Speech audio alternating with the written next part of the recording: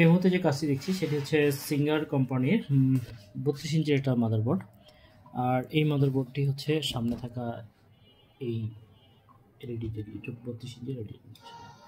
এর সমস্যাটি হচ্ছে এর যে ডিসপ্লে সাইডটা আছে এটা ফাটা, এবং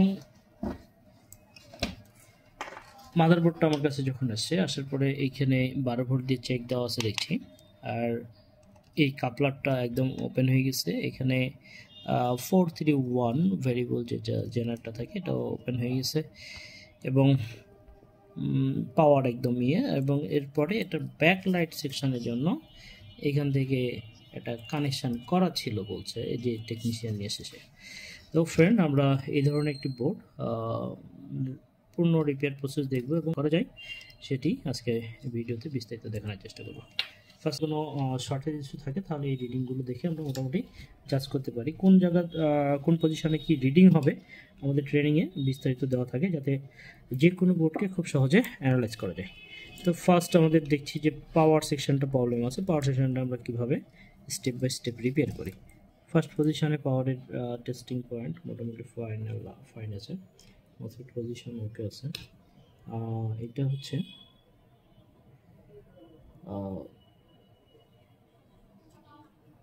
ভিসিসি পয়েন্ট, যেটা অক্সিলারিতে শর্টেজ আছে, এবং পিসি এবং সেকেন্ডারি এটা খারাপ আছে। এবং কাপলার এবং এখানে 431 এই দুইটার একদম ওপেন হয়ে গেছে। তারপরে এখানে কিছু রেজিস্ট্যান্সের এখানে ব্ল্যাক দেখছি, স্পট দেখছি, রেজিস্টার ভ্যালু প্রবলেম হতে পারে।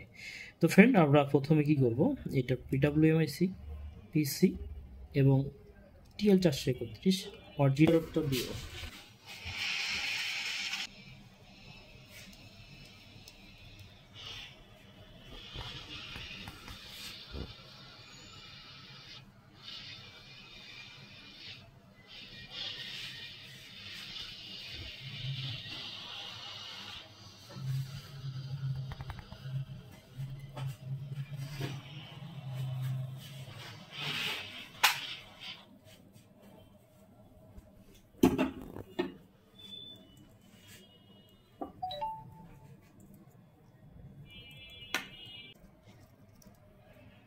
ভেরিয়েবল 431 নতুন ভেরিয়েবল 431 নতুন আমাদের লাগবে এটা কাপলার। তো আমরা এখানে তিনটা কম্পোনেন্ট প্রবলেম পাইছিলাম রিডিং এর ফলে, তো তিনটাকে ওপেন করছি এবং নতুন তিনটা সেট আপ করবো।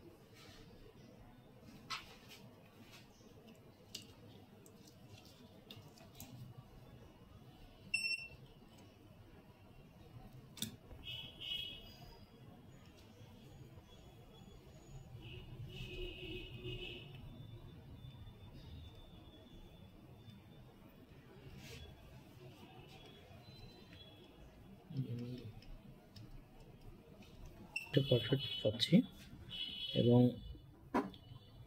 ফিডব্যাকের রিডিং যদি পারফেক্ট থাকে তাহলে আমরা এইটাতে খুব সহজে কম খরচে মডিউল ইউজ করে আমরা কাজটি করতে পারবো। তো ফ্রেন্ড, আমরা এখানে একটা মডিউল ব্যবহার করব, এটা খুবই ব্যবহার হয়, CA888 2432 এই মাদারবোর্ডগুলো পারফেক্টলি কাজ করে। আমরা মডিউলটা কানেক্ট করবো। মডিউল কানেক্ট করার জন্য আমরা ব্যবহার করবো ফার্স্টে নেগেটিভ পয়েন্টটা ক্যাপাসিটরের মাইনাস, সবুজটা হচ্ছে ক্যাপাসিটরের পজিটিভ 300 ভোল্ট প্লাস যেটা বলা হয়, হলুদের হচ্ছে মসফেটের ড্রেন, আমরা সুইচিং বলি হলুদটাকে। মূলত এই হলুদ এই ওয়ারটির মাধ্যম দিয়ে মসফেটের যে কাজটা সেটা করে, এবং পিডব্লিউএমআইসিতে চপারের ভেতরে ম্যাগনেটিক ফিল্ড তৈরি করার জন্য যে সুইচিং সেটা হচ্ছে এই হলুদ তারের মাধ্যম দিয়ে যায়।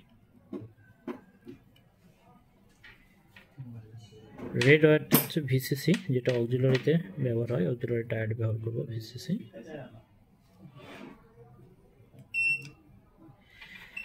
আর পিসির 4 নম্বর পিন, যেটাকে ফিডব্যাক বলে, পিসির 4 নম্বর পিন আমরা সাদা ওয়্যারটি কানেক্ট করবো।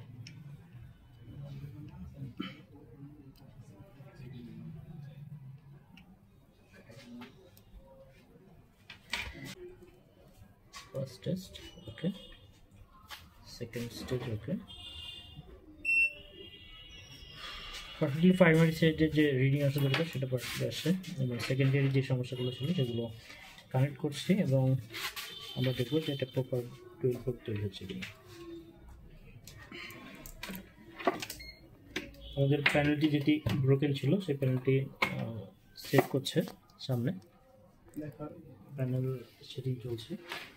আমরা এখানে যখনই মডিউল কানেক্ট করে পাওয়ার অন করছি, ইন্ডিকেটর জ্বলে গেছে এবং পারফেক্ট 12 ভোল্ট আমাদের রেডি, পারফেক্ট 12 ভোল্ট।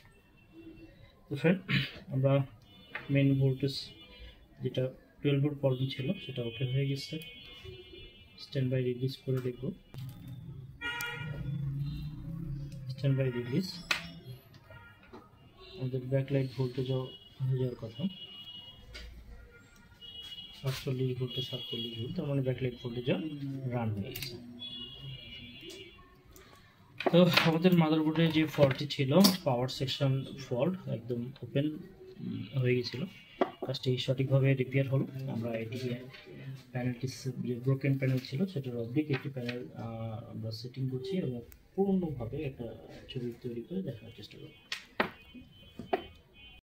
ওকে, আমরা প্যানেলও রিপ্লেস করে নিয়েছি, সেকেন্ড হ্যান্ড প্যানেল এটা।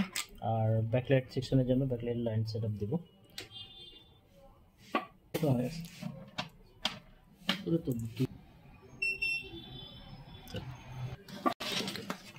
কানেকশন লাগানো ওকে,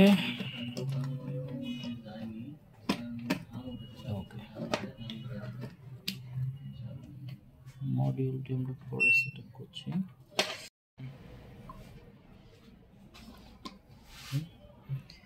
সামনে লাইটটা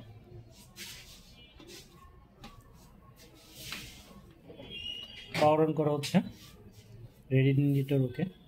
আমরা মডিউলটা সাইডে রাখছি, এবং এলপিডিএস কানেকশনের জন্য যে এক্সট্রা কেবল, এক্সট্রা কনভার্টার, এটা কানেক্ট করছি। স্ট্যান্ড বাই রিলিজ করব।